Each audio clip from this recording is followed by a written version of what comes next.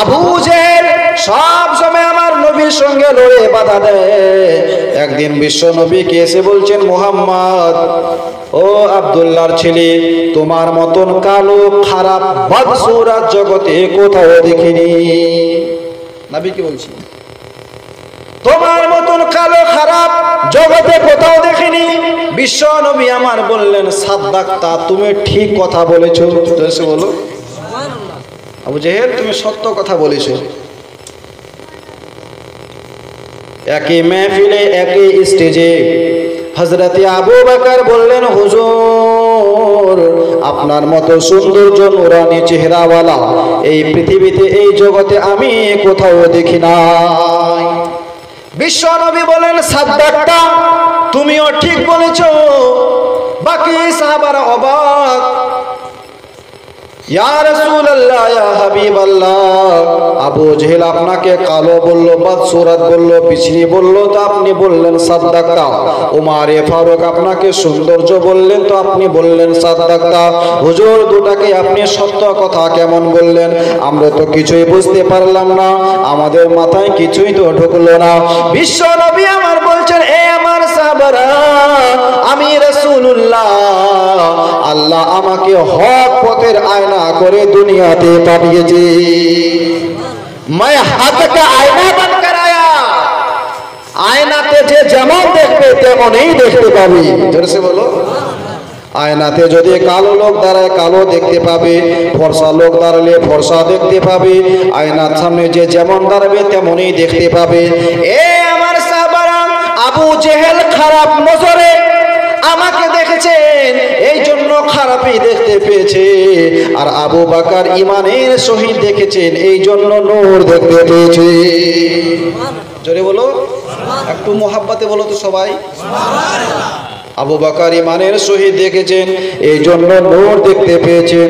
মুসলমান এত সৌন্দর্য হওয়ার পরেও আমার নবী মুস্তাফাকে কালো বলে, বদসুরত বলে, পিছড়ি বলে, কিন্তু মহান আল্লাহ বলেন, আমার নবীর চেহারা তো ওয়াজহুল্লাহ, নবীর জবান তো নিসারুল্লাহ, নবীর মধুর হাসি রাহমাতিল্লাহ, নবীর শিক্ষা লা ইলাহা ইল্লাল্লাহ, নবী মুস্তাফার সারা ওজুদ বুরহানুম মির রাব্বিকুম মুহাম্মাদুর রাসূলুল্লাহ সাল্লাল্লাহু তাআলা আলাইহি ওয়াসাল্লাম। ব্রাদার ইসলাম, আমার নবী এত সৌন্দর্য, এত চেহারাওয়ালা, কিন্তু আবু জেহেল আমার নবীকে কালো বলছে, বদসুরত। মুসলমান তারা এখন বুঝতে পারবে না। হে বিশ্বের মুসলমান, দুনিয়ার মানুষ কেন আমার নবীর সঙ্গে কোনো আপনার নবী হতে পারে না, নবীর সঙ্গে কোনো আম্বিয়া হতে পারে না। আমার নবী মুস্তাফা অতুলনীয়। হে বিশ্বের মুসলমান, আমার নবী মুস্তাফার তুলনা হয় না। আমার নবী মুস্তাফা বেমিসাল, নবী আমার বেমিসাল। মুসলমান আলোচনা করেছিলাম, উমারে ফারুক কলমা পড়ে মুসলমান হলো। বেরাদার দোস্ত, এইভাবে আমার নবী মুস্তাফা বড় কষ্ট করে ইসলামকে প্রচার করেছেন। আমরা টাকা উপার্জন করার জন্য পায়ের ঘাম, আপনার মাথার ঘাম মাটিতে ফেলে তারপর 500 টাকা রোজগার করি। আমার নবী মুস্তাফা শুধু মাথার ঘাম না, মাথার খুন মাটিতে ফেলেছে। আমার নবী এই ইসলামের জন্য নিজের শরীর থেকে খুন ঝরিয়ে ঘটনার মাটিকে লাল করে দিয়েছেন। এইভাবে আমার নবী মুস্তাফা একা যত কষ্ট করেছেন, সমস্ত নবী ও রাসূল মিলে ততটা কষ্ট করেন না। বিশ্ব নবী সারাটা জীবন উম্মতের জন্য কেঁদেছেন, এখনো আমার নবী মুস্তাফা উম্মতের জন্য কাঁদে। হে বিশ্বের মুসলমান, আমার নবী মুস্তাফা 13 বছর মক্কায় ইসলাম প্রচার করলো। 40 আর 13 কত হয়? 40 আর 13 মুসলমান 53 বছর, 13 বছর মক্কায় থাকাকালীন ইসলাম প্রচার করলো।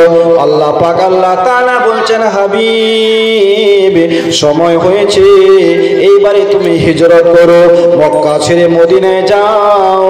মেহবুব গো, তোমাকে এখন হিজরত করতে হবে। মেহবুব, তুমি এখন হিজরত করো, মদিনায় চলে যাও।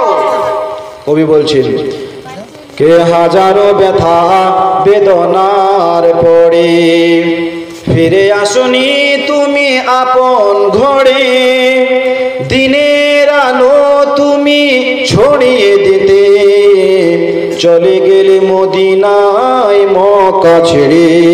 হে রাসূল তোমাকে ভুলি আমি কেমন করে, হে রাসূল তোমাকে ভুলি আমি কেমন করে। হাজারো ব্যথা বেদনার পরে ফিরে আসনি তুমি আপন ঘরে, দিনের আলো তুমি ছড়িয়ে দিতে, চলে গেলে মদিনায় মক্কা ছেড়ে। হে রাসূল তোমাকে ভুলি আমি কেমন করে, হে রাসূল তোমাকে ভুলি আমি কেমন করে।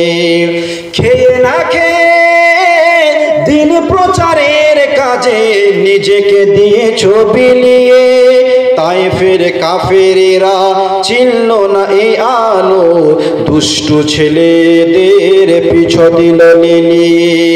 পাথরের আঘাতে ক্ষত বিক্ষত হয়ে, পাথরের আঘাতে ক্ষত বিক্ষত হয়ে সারা শরীর থেকে রক্ত ঝরে। হে রাসূল তোমাকে ভুলি আমি কেমন করে, হে রাসূল তোমাকে ভুলি আমি কেমন করে। হাজারো ব্যথা বেদনার পরে ফিরে আসনি তুমি আপন ঘরে, দিনের আলো তুমি ছড়িয়ে দিতে, চলে গেলে মদিনায় মক্কা ছেড়ে।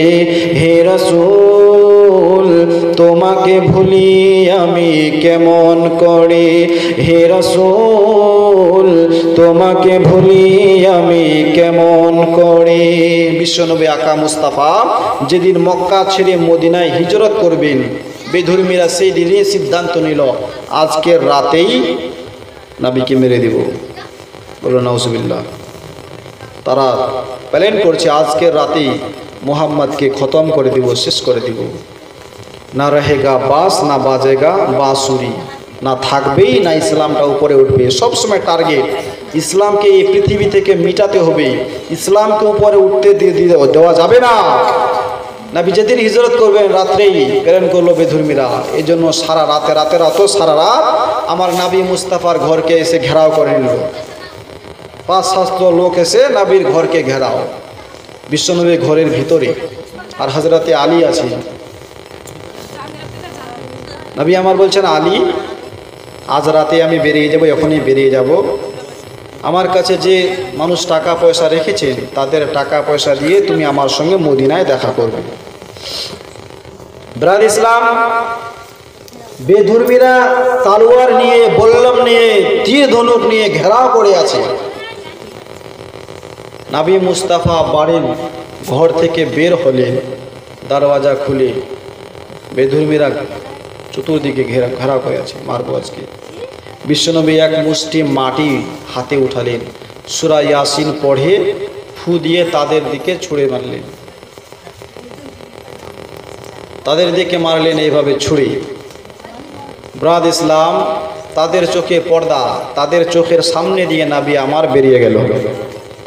তারা দেখতে পেল না। এবার একটা জিনিস মাথায় রাখুন, এক মুঠি মাটি কয়জনের চোখে দিতে পারবে? কয়জন? হ্যাঁ, আমার দিকে একটু ধ্যান দিয়ে শুনবেন। এক মুঠি মাটি এইভাবে ছুঁড়লে 5 থেকে 7 জন, বেশি হলে 10 জন। কিন্তু 500-600 লোকের চোখে কিভাবে পড়লো? চতুর্দিকে ঘুরে আছে, এই দিকে হলে এই দিক। তো আমার নবীর কোনো তুলনা হয় না। ব্রাদ ইসলাম, নবী আমার বেরিয়ে গেল, আর সারা রাত বেদুইনরা ঘেরাও করেই রাখলো। কিছু আবার বলছে চলো না এখনই যাই, এখনই মেরে ফেলি। আবার কিছু কিছু লোক বলছে না এখন না, সকাল হতে দাও, সকালে সমস্ত লোকের সামনে মারবো আর প্রমাণ করব আল্লাহ আছে তো বাঁচালো কই। খুব তো বলছে এক আল্লাহকে মানো, আল্লাহ আছে তো বাঁচালো কই, এটা প্রমাণ করব। সারা রাত ঘেরাও, সকাল হলো, চাদর সরিয়ে দেখছি তো নাবির জায়গায় আলী শুয়ে আছে। জোরসে বলো। নাভির জায়গায় আলী, নাভির জায়গায় আলী শুয়ে আছে আলী। তো বেদুর্মীরা দেখছে যে নাভি শুয়ে আছেন, দেখে লাগে আলী। জোরসে বলো বন্ধুগণ, বাবাজি ভাই, বেদুর্মীরা বলল এ আলী বলো নবী কোথায় গেছে, কখন গেছে? বিশ্ব হযরতে আলী বলল জানি না, বলবো না। তারা তর্জন গর্জন করে বলল আলী বলো, না হলে এক্ষুনি তোমার গলা কেটে দিব, নাভির বদলে তোমাকে মেরে ফেলবো। হযরতে আলী বলেছিল এই শয়তানেরা, নাভি কোন দিকে গেছে বলবো না, কোন রাস্তায় গেছে বলবো না, কখন গেছে তোমাকে বলবো না। এই শয়তানেরা, তোমরা আমাকে না আমার মনে করো না, আমার মা আমাকে কাবা শরীফের ভিতরে জন্ম দিয়েছেন আর নাম রেখেছেন হায়দার, যার অর্থ হচ্ছে বাঘ, যার অর্থ শের। আমিও তোদেরকে দেখিয়ে দিতে পারি আলী কাকে বলি। মুসলমান বন্ধুগণ, বিশ্বনবী ঘর থেকে বের হয়ে সোজা আবু বকর সিদ্দিকের বাড়িতে গিয়ে দরওয়াজায় খটখট করে বাড়ি মারলো। হযরতে আবু বকর সিদ্দিক শোনার সঙ্গে সঙ্গে ঘর থেকে বেরিয়ে এলো। নবী আমার বললেন এ আবু বকর, তুমি যে আওয়াজ শোনা মাত্রই দরওয়াজা খুলে ফেললে, তুমি কি ঘুমাওনি?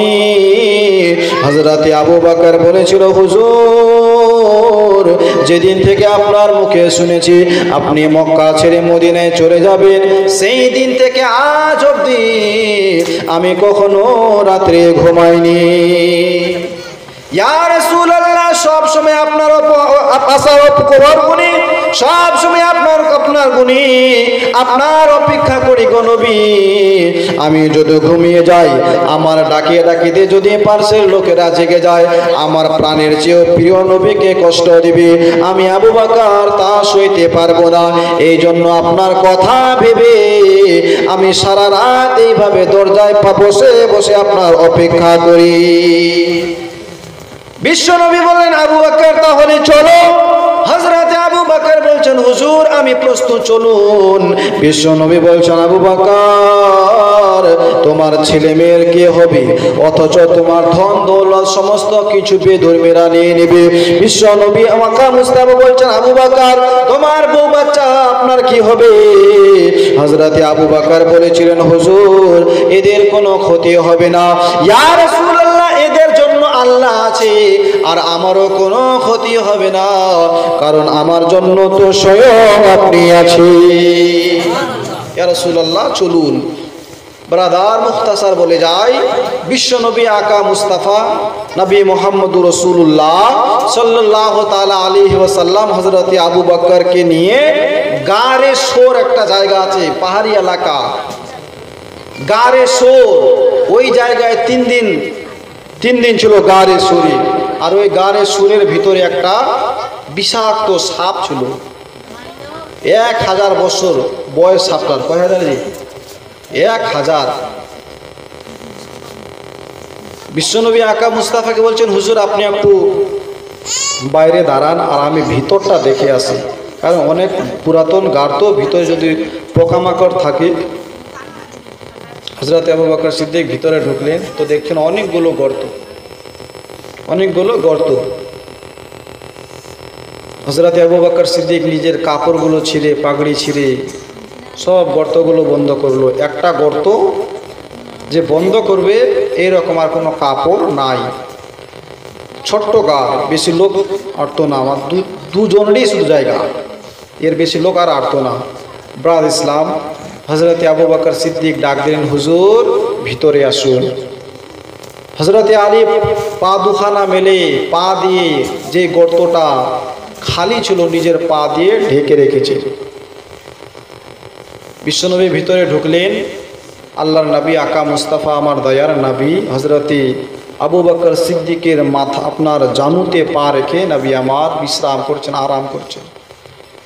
নবী আমার আরাম করছেন। হযরতে আবু বকর সিদ্দিক নবীর চেহারার দিকে তাকিয়ে আছে জিয়ারত করে।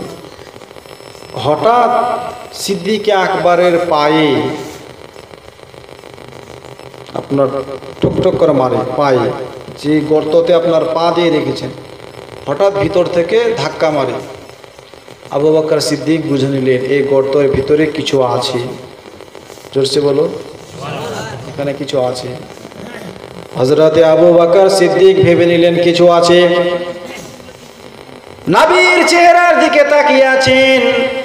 হে বিশ্বের মুসলমান, আবু বকর সিদ্দিক আমার নবীকে কত ভালোবেসেছিল, কত আমার নবীকে চেয়েছিল। নিজে মনে মনে ভাবলেন জীবন যদি চলে যায় চলে যাক, কিন্তু নবীর ভালোবাসা ছাড়বো না, নবীর জিয়ারত ছাড়বো না। এইভাবে একবার নয়, দুবার নয়, 70 বার আপনার সাপ ছবল মেরেছে। ব্রাদ ইসলাম, সাপ প্রথমে ঠোকার মারে, সাপ যখন দেখছেন পা সরায় না, শেষ অব্দি পা আপনার সাপ সিদ্ধান্ত নিল আমাকে ছোবল মারতে হবে, পায়ে কাটতে হবে। সমস্ত শরীর হযরতে আবু বকর সিদ্দিকের আপনার কালো হয়ে গেছে, সাপের বিশেষ সমস্ত শরীর ব্যথায় কালান্ত। বেরাদার, হযরতে আবু বকর সিদ্দিক আর বিষের জ্বালা সহ্য করতে পারে না, সমস্ত বডিতে বিষ। মুসলমান হযরতে আবু বকর সইতে পারে না। হঠাৎ হযরতে আবু বকর সিদ্দিকের চোখ থেকে এক ফোঁটা জল আমার নবী মুস্তাফার রুখসার মোবারকে পড়লো, নবীর নুরানি চেহারাতে পড়লো। নবী মুস্তাফা চোখ দুটো খুলে দিলেন আর বললেন, ও আবু বকর, বলো তুমি কেন কাঁদছো গো? আবু বকর, কি তোমার হয়েছে? হযরতে আবু বকর সিদ্দিক বলে, হুজুর আগে আমাকে মাফ করেন। ইয়া রাসূলুল্লাহ, হুজুর আমার জন্য আপনার আরাম ভেঙেছে, আমার জন্য আপনার আরাম নষ্ট হয়েছে, ঘুম ভেঙেছে। দয়ার নবী হাবিবুল্লাহ নবী মুহাম্মদুর রাসূলুল্লাহ বলছেন, আবু বকর বলো তুমি কেন কাঁদো? হযরতে আবু বকর সিদ্দিক বলে, হুজুর আমার পায়ে হয়তো সাপ কেটেছেন গো হুজুর, এই গর্তের মধ্যে হয়তো বিষাক্ত সাপ আছে। নবী আমার বললেন, আবু বকর তুমি পা সরাও। আবু বকর বলে, হুজুর জীবন দিতে রাজি আছি, পা সরাবো না, জীবন যদি চলে যায় পা সরাবো না। ইয়া রাসূলুল্লাহ, আমি মরে যাব, চলে যাব, হুজুর আমি যদি পা সরাই এই সাপ আপনাকে ক্ষতি করতে পারে, আপনাকে কাটতে পারে। আমার নবী মুস্তাফা বলে, আবু বকর পা সরাও, আমি রাসূলুল্লাহ বলি। বিশ্ব নবীর কথা শুনে হযরতে আবু বকর সিদ্দিক পা সরালেন। মুসলমান গর্ত থেকে একটা বিষাক্ত সাপ বেরিয়ে এলো, নবী মুস্তাফার পায়ে পড়ে গেলেন আর বলছেন, হুজুর ইয়া রাসূলুল্লাহ, আমি এই গানে শুনে অনেক দিন থেকে আছি গো নবী, প্রায় 1 থেকে 1,500 বছর ধরে আছি। হুজুর আমি সুলাইমান আলাইহিস সালামের জামানায়, সুলাইমান আলাইহিস সালামের জামানায় সুলাইমান নবী যখন তার কওমের কাছে বক্তব্য দিচ্ছিল, একদিন আপনার জিকির করছিল, আপনার ওয়াজ করছিল। আপনার ওয়াজ শুনে আমার ফিদা মনটা, ওই নবীর যদি আমি দেখতে পাই একবার, ওই নবীর জিয়ারত করব, ওই নবীর দর্শন করব। সুলাইমান আলাইহিস সালামকে আমি বলেছিলাম, ওই নবীর দিদার কোথায় পাবো? সুলাইমান আলাইহিস সালাম দুনিয়া থেকে চলে গেল। সুলাইমান আলাইহিস সালাম বাস এতটুকু বলেছিল, মক্কা মদিনায়, সে দুনিয়াতে মক্কা মদিনায় জন্ম নিবি। সুলাইমানের পরে ঈসা আলাইহিস সালামের জামানা আসলো। ঈসা আলাইহিস সালামের মুখে আপনার তাকরীর, আপনার ওয়াজ, আপনার জালসা, আপনার জিকির। ঈসা নবীকে বলেছিলাম, ওই নবীর কোথায় দর্শন, কোথায় পাবো? ঈসা আলাইহিস সালাম আমাকে বলেছিল, সাপ নবী মুস্তাফা মক্কায় জন্ম নিবে, নবীর যখন 53 বছর বয়স হবে ওই সময় আল্লাহর নবী আকা মুস্তাফা মদিনা থেকে মক্কা থেকে মদিনায় হিজরত করবে আর গারে সোর নামে একটা জায়গায় আশ্রয় নেবে। একটা কাজ করো, যদি নবীর জিয়ারত করতে পারো গারে সুরে গিয়ে থাকো, জানি না কখন দুনিয়ায় আসবে, কখন আপনার হিজরত করবে। যদি বেঁচে থাকো তাহলে গারে সুরে আশ্রয় নাও। আমি ঈসা আলাইহিস সালামের মুখে আপনার বাণী শুনে, আপনার ওয়াজ শুনে এই গারে সুরে আসি, শুধু একটাই আশা, নবীর দিদার করব, আখেরি নবীর পয়গম্বরের দর্শন করব, আপনার জিয়ারত করব। আপনাকে কাটার, আপনার ইয়ারকে, আপনার দোস্তকে কাটার আমার কোনো ইচ্ছা ছিল না হুজুর। আজকে যদি আপনার দিদার করতে না পারতাম, আপনার জিয়ারত করতে না পারতাম, তাহলে আর কোনোদিন হয়তো হতো না। হুজুর বড় কষ্ট করে আমি কেটেছি, আমি জানি আমারও কষ্ট হয়েছে। বিশ্বনবী আকা মুস্তাফার সাপ জিয়ারত করছি আর আমরা মানুষ নবীকে গালিগালাজ করি, নবীকে চিনতে পারলাম না। জঙ্গলের পশু নবীকে সালাম দেয়, কাকর পাথর নবীকে সালাম দেয়, নবীর উপরে দরুদ পড়ে। হে বিশ্বের মুসলমান, বিশ্বনবী একটুখানি থুতু মোবারক যে জায়গায় কেটেছে একটু থুতুখানা বুলিয়ে দিলে, নবীর থুতু লাগার সঙ্গে সমস্ত বিষ পানি, জোরে বলো সব বিষ পানি। বেরাদ ইসলাম, বিশ্বনবী হযরত আবু বকর সিদ্দিককে নিয়ে